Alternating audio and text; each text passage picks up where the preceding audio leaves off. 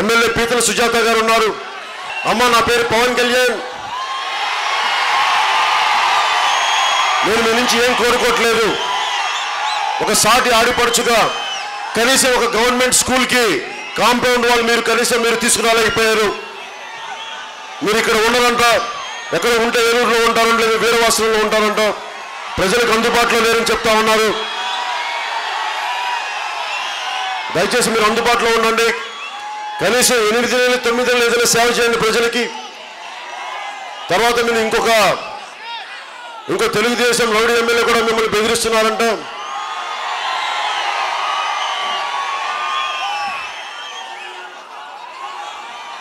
ముఖ్యమంత్రి గారు ఒకటే అడుగుతా ఉంటాం, మీ రౌడీ ఎమ్మెల్యేలు మళ్ళీ మీ ఎమ్మెల్యేలు బెదిరిస్తూ ఉంటే మీరేం చేస్తున్నారు, మీరేం మాట్లాడుతున్నారు?